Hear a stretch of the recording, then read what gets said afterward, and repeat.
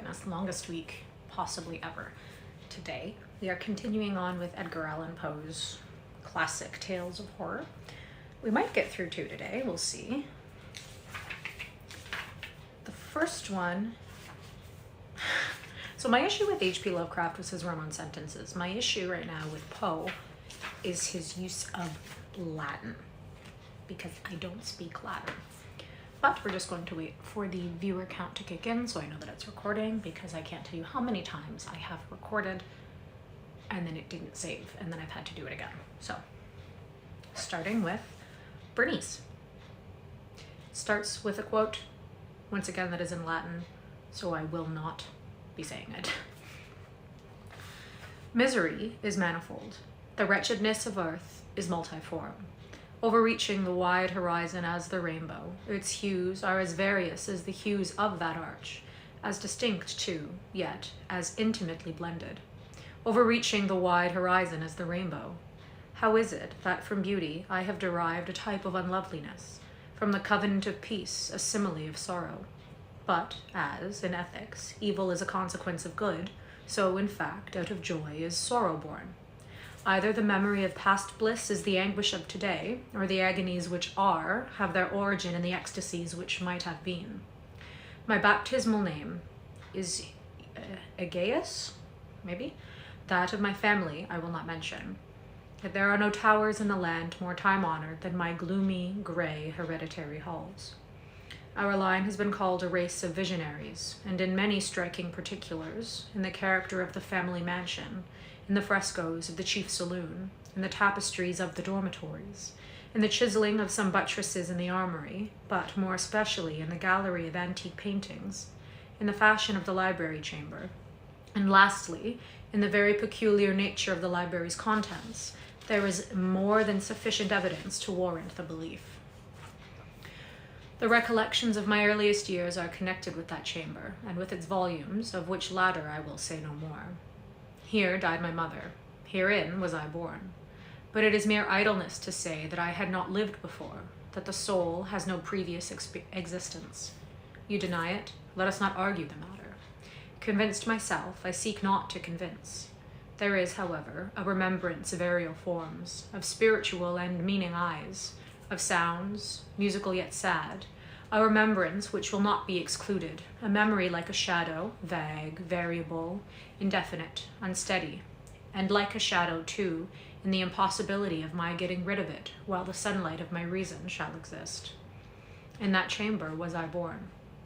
Thus awaking from the long night of what seemed, but was not, nonentity, at once into the very regions of fairyland, into a place of imagination, into the wild dominions of monastic thought and erudition, it is not singular that I gazed around me with a startled and ardent eye, that I loitered away my boyhood in books and dissipated my youth in reverie.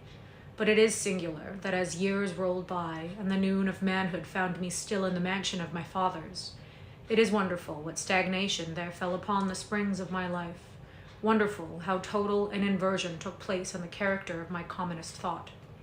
The realities of the world affected me as visions, and as visions only, while the wild ideas of the land of dreams became, in turn, not the material of my everyday existence, but in very deed that existence utterly and solely in itself. Berenice and I were cousins, and we grew up together in my paternal halls. Yet differently we grew, I ill of health and buried in gloom, she agile, graceful, and overflowing with energy.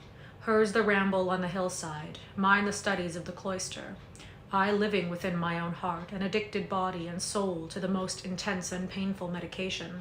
She, roaming carelessly through life with no thought of the shadows in her path, or the silent flight of the raven-winged hours.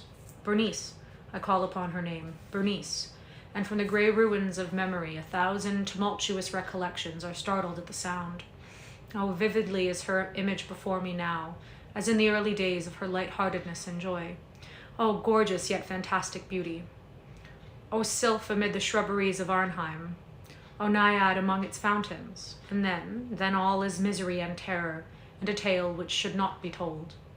Disease, a fatal disease, fell like the simoon upon her frame, and, even while I gazed upon her, the spirit of change swept over her, pervading her mind, her habits, and her character, and, in a manner the most subtle and terrible, disturbing even the identity of her person.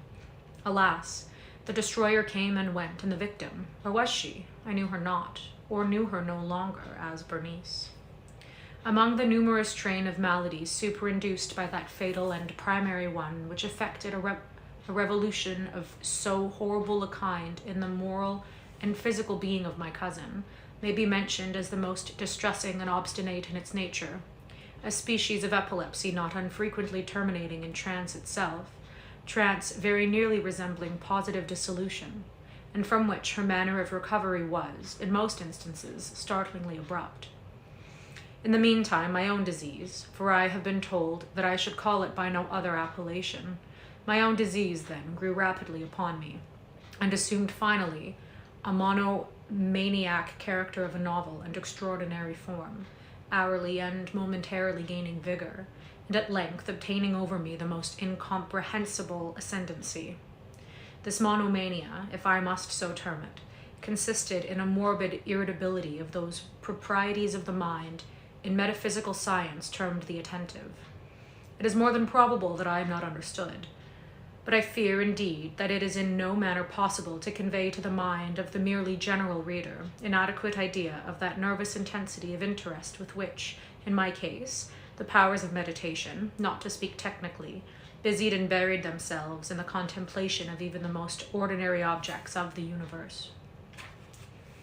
To muse for long unwearied hours with my attention riveted to some frivolous device on the margin, or in the topography of a book, to become absorbed for the better part of a summer's day in a quaint shadow falling aslant upon the tapestry or upon the door, to lose myself for an entire night in watching the steady flame of a lamp or the embers of a fire, to dream away whole days over the perfume of a flower, to repeat monotonously some common word until the sound, by dint of frequent repetition, ceased to convey any idea whatever to the mind, to lose all sense of motion or physical existence, by means of absolute bodily quiescence long and obstinately persevered in.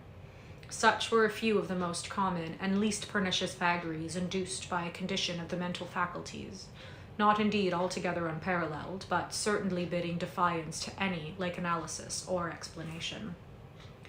Yet let me not be misapprehended. The undue, earnest, and morbid attention thus excited by objects in their own nature frivolous must not be confounded in character with that ruminating propensity common to all mankind, and more especially indulged in by persons of ardent imagination.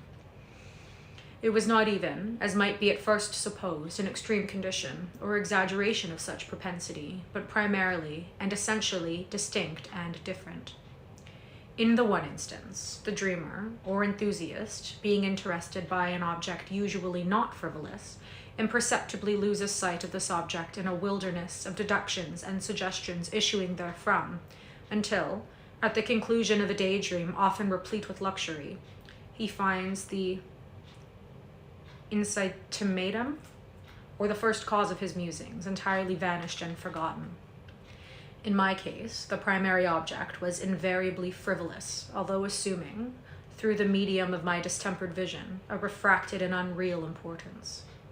Few deductions, if any, were made, and those few pertinaciously returning in upon the original object as a center. The mediations were never pleasurable, and, at the termination of the reverie, the first cause, so far from being out of sight, had attained that supernaturally exaggerated interest which was the prevailing feature of the disease. In a word, the powers of mind more particularly exercised were, with me, as I have said before, attentive, and are, with the daydreamer, the speculative. My books, at this epoch, if they did not exactly serve to irritate the disorder, partook, it will be perceived, largely, in their imaginative and inconsequential nature, of the characteristic qualities of the disorder itself. I well remember, among others, the treatise of the noble Italian Caelius Secundus Curio. I'm not going to read the name because I can't pronounce it. Yeah, I'll try. De Amplitudine BT Regni Dei, St. Augustine's great work, The City of God, and Tertullian's De Carne Christi, in which the paradoxical sentence mortuus est filius, credibile est quia ineptum est, et sepultuus resurrexit certum est quia impossibile est. Maybe. Occupied my undivided time for many weeks of laborious and fruitless investigation.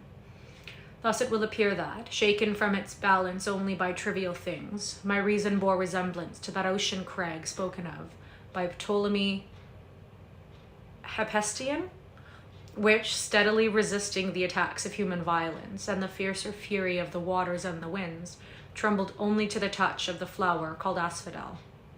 And although, to a careless thinker, it might appear a matter beyond doubt that the alteration produced by her unhappy malady in the moral condition of Berenice would afford me many objects for the exercise of that intense and abnormal meditation whose nature I have been at some trouble in explaining, yet such was not in any degree the case. In the lucid intervals of my infirmity, her calamity indeed gave me pain, and, taking deeply to heart that total wreck of her fair and gentle life, I did not fail to ponder frequently and bitterly upon the wonder-working means by which so strange a revolution had been so suddenly brought to pass. But these reflections partook not of the idiosyncrasy of my disease, and were such as would have occurred, under similar circumstances, to the ordinary mass of mankind.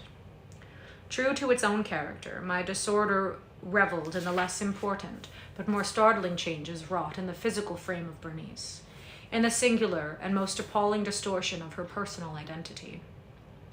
During the brightest days of her unparalleled beauty, most surely I had never loved her. In the strange anomaly of my existence, feelings with me had never been of the heart, and my passions always were of the mind. Through the grey of the early morning, among the trellised shadows of the forest at noonday, and in the silence of my library at night, she had flitted by my eyes, and I had seen her, not as a living and breathing Berenice, but as the Berenice of a dream, not as a being of the earth, earthly, but as the abstraction of such a being, not as a thing to admire, but to analyze, not as an object of love, but as the theme of the most abstruse, although desultory speculation. And now I shuddered in her presence and grew pale at her approach, yet bitterly lamenting her fallen and desolate condition, I called to mind that she had loved me long, and, in an evil moment, I spoke to her of marriage. And at length the period of our nuptials was approaching, when, upon an afternoon in the winter of the year, one of those unseasonably warm, calm, and misty days which are the nurse of the beautiful halcyon, I sat as I thought alone, in the inner apartment of the library. But uplifting my eyes, I saw that Berenice stood before me. What is being said here? I didn't know that there was a reading and writing category on Twitch. I will switch. Thank you. That is fantastic. I had no idea. Thank you. I will switch. I'll switch it after the stream. Was it my own excited imagination, or the misty influence of the atmosphere, or the uncertain twilight of the chamber, or the grey draperies which fell around her figure, that caused in it so vacillating and indistinct an outline? I could not tell. She spoke no word, and I, not for words, could have uttered a syllable. An icy chill ran through my frame. A sense of insufferable anxiety oppressed me. A consuming curiosity pervaded my soul, and sinking back upon the chair, I remained for some time breathless and motionless, with my eyes riveted upon her person. Alas, its emaciation was excessive, and not one vestige of the former being lurked in any single line of the contour. My burning glances at length fell upon the face. That's awesome. Thank you. It's really exciting.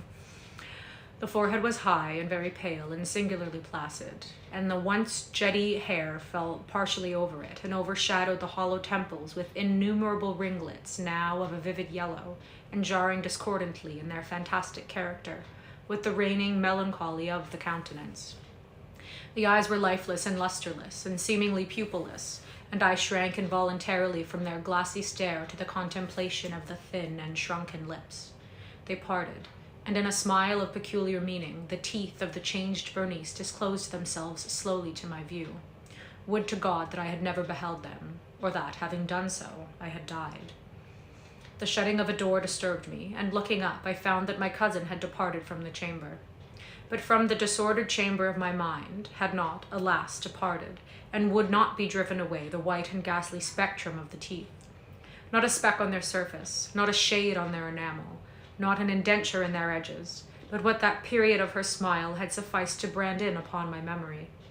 I saw them now even more unequivocally than I had beheld them then. The teeth! They were here and there and everywhere, and visibly and palpably before me, long, narrow, and excessively white, with the pale tips writhing about them, as in the very moment of their first terrible development. Then came the full fury of my monomania, and I struggled in vain against its strange and irresistible influence. In the multiplied objects of the external world I had no thoughts but for the teeth. For these I longed with a frenzied desire. All other matters and all different interests became absorbed in their single contemplation. They alone were present to the mental eye, and they, in their sole individuality, became the essence of my mental life. I held them in every light. I turned them in every attitude. I surveyed their characteristics. I dwelt upon their peculiarities. I pondered upon their conformation. I mused upon the alteration in their nature. I shuddered as I assigned to them in my imagination a sensitive and sentient power, and even, when unassisted by the lips, a capability of moral expression. Of Mademoiselle Salé it has well been said, que tout se pas tient des sentiments, and of Berenice I more seriously believed, que tout se dans etier des idées. Des idées. Here was the idiotic thought that destroyed me, des idées. Therefore it was that I coveted them so madly. I felt that their possession could alone ever restore me to peace in giving me back reason. And the evening closed in upon me thus, and then the darkness came and tarried and went, and the day again dawned, and the mists of a second night were now gathering around, and still I sat motionless in that solitary room, and still I sat buried in meditation, and still the phantasma of the teeth maintained its terrible ascendancy as, with the most vivid and hideous distinctness, it floated about amidst the changing lights and shadows of the chamber. At length there broke in upon my dreams a cry as of horror and dismay, and thereunto, after a pause, succeeded the sound of troubled voices, intermingled with many low moanings of sorrow or of pain. I arose from my seat, and throwing open one of the doors of the library, saw standing out in the antechamber a servant maiden, all in tears, who told me that Berenice was no more. She had been seized with epilepsy in the early morning, and now, at the closing in of the night, the grave was ready for its tenant, and all the preparations for the burial were completed. I found myself sitting in the library, and again sitting there alone. It seemed that I had newly awakened from a confused and exciting dream. I knew that it was now midnight, and I was well aware that since the setting of the sun, Berenice had been interred. But of that dreary period which intervened I had no positive, at least no definite comprehension. Yet its memory was replete with horror, horror more horrible from being vague, and terror more terrible from ambiguity. It was a fearful page in the record of my existence, written all over with dim and hideous and unintelligible recollections. I strived to decipher them, but in vain, while, ever and anon, like the spirit of a departed sound, the shrill and piercing shriek of a female voice seemed to be ringing in my ears. I had done a deed. What was it? I asked myself the question aloud, and the whispering echoes of the chamber answered me. What was it? On the table beside me burned a lamp, and near it lay a little box. It was of no remarkable character, and I had seen it frequently before, for it was the property of the family physician. But how came it there upon my table, and why did I shudder in regarding it? These things were in no manner to be accounted for, and my eyes at length dropped to the open pages of a book, and to a sentence underscored therein. The words were the singular but simple ones of the poet Ibn Zayat. This is what was at the beginning, I think. Yes, the one that I said I wasn't going to read. Okay. Dispont mihi sodeles si sepulchrum amicae visitarem curis meas eloquentulum fore levitas. Maybe. Why then, as I perused them, did the hairs on my head erect themselves on end, and the blood of my body become congealed within my veins? My hair doesn't look right, but it's fine. There came a light tap at the library door, and pale as the tenant of a tomb, a menial entered upon tiptoe. His looks were wild with terror, and he spoke to me in a voice tremulous, husky, and very low. What said he? Some broken sentences I heard. He told me of a wild cry disturbing the silence of the night, of the gathering together of the household, of a search in the direction of the sound, and then his tones grew thrillingly distinct as he whispered me of a violated grave, of a disfigured body enshrouded, yet still breathing, still palpitating, still alive. He pointed to my garments. They were muddy and clotted with gore. I spoke not, and he took me gently by the hand. It was indented with the impress of human nails. He directed my attention to some object against the wall. I looked at it for some minutes. It was a spade. With a shriek, I bounded to the table and grasped the box that lay upon it. But I could not force it open, and in my tremor it slipped from my hands and fell heavily and burst into pieces.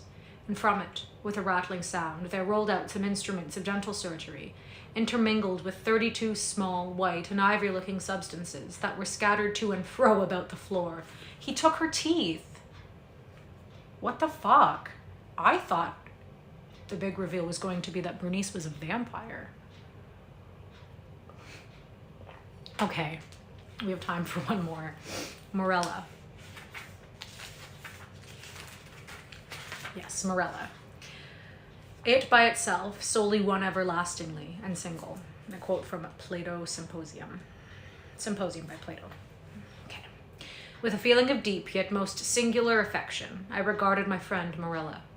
Thrown by accident into her society many years ago, my soul, from our first meeting, burned with fires it had never before known. But the fires were not of Eros, and bitter and tormenting to my spirit was the gradual conviction that I could no more define their usual meaning or regulate their vague intensity.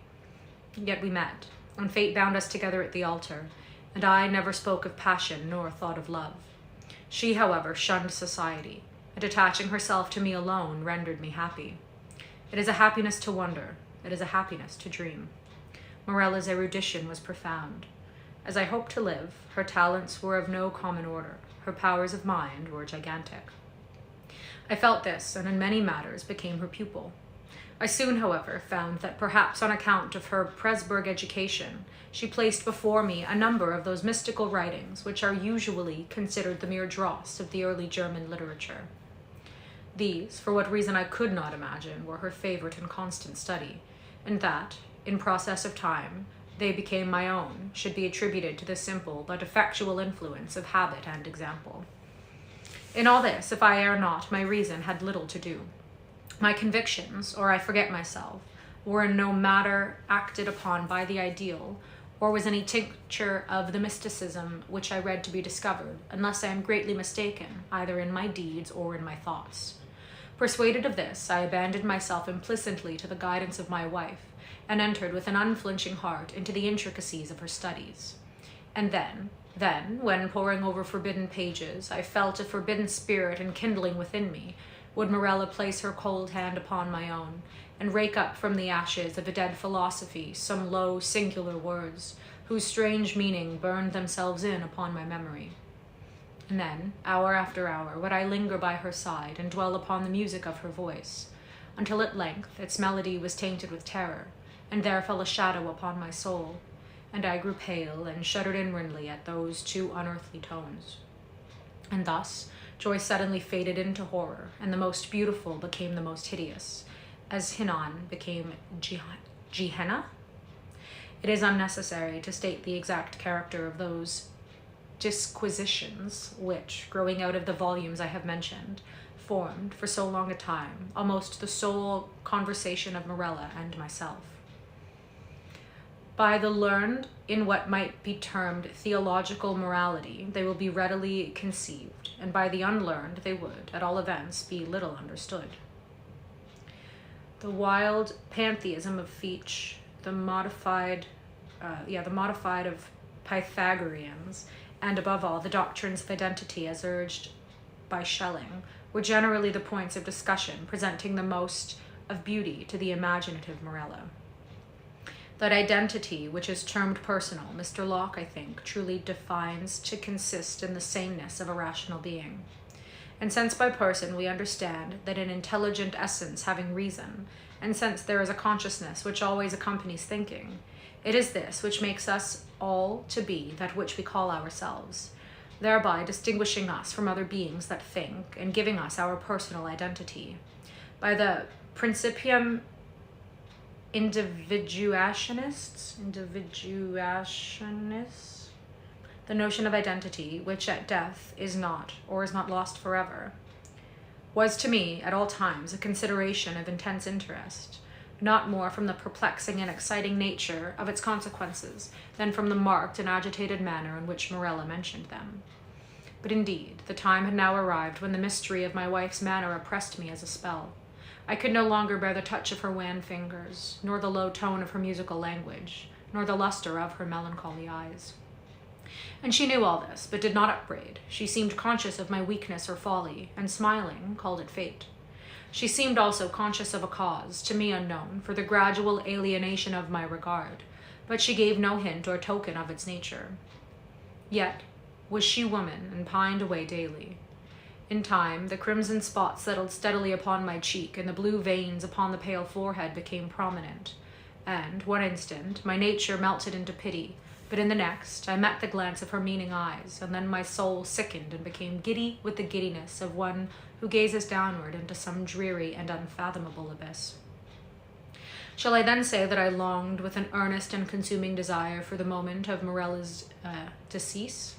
I did, but the fragile spirit clung to its tenement of clay for many days, for many weeks and irksome months, until my tortured nerves obtained the mastery over my mind, and I grew furious through delay, and, with the heart of a fiend, cursed the days and the hours and the bitter moments, which seemed to lengthen and lengthen as her gentle life declined, like shadows in the dying of a day. But one autumnal evening, when the winds lay still in heaven, Morella called me to her bedside.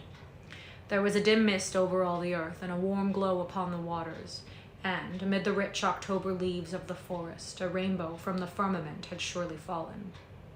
"It is a day of days," she said as I approached, "a day of all days either to live or die. It is a fair day for the sons of earth and life, how more fair for the daughters of heaven and death." I kissed her forehead, and she continued, "I am dying, yet shall I live. Morella, the days have never been when thou couldst love me, but her whom in life thou didst abhor, in death thou shalt adore. Morella, I repeat that I am dying, but within me is a pledge of the affectation. Ah, how little, which thou didst feel for affection, which thou didst feel for me, Morella. And when my spirit departs, shall the child live, thy child and mine, Morella's. But thy days shall be days of sorrow, that sorrow which is the most lasting of impressions, as the cypress is the most enduring of trees. For the hours of thy happiness are over, and joy is not gathered twice in a life, as the roses of Paestum twice in a year. Thou shalt no longer, then, play the Thean with time, but being ignorant of the myrtle and the vine, thou shalt bear about with thee thy shroud of the earth, as do the Moslem at Mecca. Morella, I cried, Morella, how knowest thou this? But she turned away her face upon the pillow, and, a slight tremor coming over her limbs, she thus died, and I heard her voice no more. Yet as she had foretold, her child, to which in dying she had given birth, which breathed not until the mother breathed no more, her child, a daughter, lived. And she grew strangely in stature and intellect, and was the perfect resemblance of her who had departed, and I loved her with a love more fervent than I had believed it possible to feel for any denizen of earth. But ere long the heaven of this pure affection became darkened, and gloom and horror and grief swept over it in clouds. I said the child grew strangely in stature and intelligence. Strange indeed was her rapid increase in bodily size, but terrible, oh terrible, were the tumultuous thoughts which crowded upon me whilst watching the development of her mental being. Could it be otherwise, when I daily discovered in the conceptions of the child the adult powers and faculties of the woman, when the lessons of experience fell from the lips of infancy, and when the vision of the passions of maturity I found hourly gleaming from its full and speculative eye? When, I say, all this became evident to my appalled senses, when I could no longer hide it from my soul, nor throw it off from those perceptions which trembled to receive it, it is to be wondered at that suspicions, of a nature so fearful and exciting, crept in upon my spirit, or that my thoughts fell back aghast upon the wild tales and thrilling theories of the entombed Morella. I snatched from the scrutiny of the world a being whom destiny compelled me to adore, and in the rigorous seclusion of my home watched with agonizing anxiety over all which concerned the beloved. And as years rolled by, and I gazed day after day upon her holy and mild and eloquent face, and pored over her maturing form, day after day I discovered new points of resemblance in the child to her mother, the melancholy and the dead. And hourly grew darker these shadows of similitude, and more full, and more definite, and more perplexing, and more hideously terrible in their aspect. For that, her smile was like her mother's I could bear, but then I shuddered at its too perfect identity, that her eyes were like Morella's I could endure, but then they too often looked down into the depths of my soul with Morella's own intense and bewildering meaning. And in the contour of the high forehead, and in the ringlets of the silken hair, and in the wan fingers which buried themselves therein, and in the sad musical tones of her speech, and above all, oh, above all, in the phrases and expressions of the dead on the lips of the loved and the living, I found food for consuming thought and horror, for a worm that would not die. Thus passed away 2 lustra of her life, and, as yet, my daughter remained nameless upon the earth. My child and my love were the designations usually prompted by a father's affection, and the rigid seclusion of her days precluded all other intercourse. Morella's name died with her at her death. Of the mother, I had never spoken to the daughter. It was impossible to speak. Indeed, during the brief period of her existence, the latter had received no impressions from the outer world, save such as might have been afforded by the narrow limits of her privacy. But at length, the ceremony of baptism presented to my mind, in its unnerved and agitated condition, a present deliverance from the terrors of my destiny. And at the baptismal font I hesitated for a name. And many titles of the wise and beautiful, of old and modern times, of my own and foreign lands came thronging to my lips, with many, many fair titles of the gentle and the happy and the good. What prompted me then to disturb the memory of the buried dead? What demon urged me to breathe that sound, which, in its very recollection, was wont to make ebb the purple blood in torrents from the temples to the heart? What fiend spoke from the recesses of my soul, when, amidst those dim aisles, and in the silence of the night, I whispered within the ears of the holy man at the syllables, Morella? What more than fiend convulsed the features of the child, and overspread them with hues of death, as starting at that scarcely audible sound, she turned her glassy eyes from the earth to heaven, and falling prostrate on the black slabs of our ancestral vault, responded, "I am here." Distinct, coldly, calmly distinct, fell those few simple sounds within my ear, and thence, like molten lead, rolled hissingly into my brain. Years may pass away, but the memory of that epoch, never. Nor was I indeed ignorant of the flowers and the vine, but the hemlock and the cypress overshadowed me night and day. And I kept no reckoning of time or place, and the stars of my fate faded from heaven, and therefore the earth grew dark, and its figures passed by me, like flitting shadows, and among them all I beheld only Morella. The winds of the firmament breathed but one sound within my ears, and the ripples upon the sea murmured evermore, Morella. But she died, and with my own hands I bore her to the tomb, and I laughed with a long and bitter laugh as I found no traces of the first, and in the charnel where I laid the second, Morella. Okay, that's all for today. Thank you for hanging out with me. Thanks for reading with me. Hope you have a great day. Bye.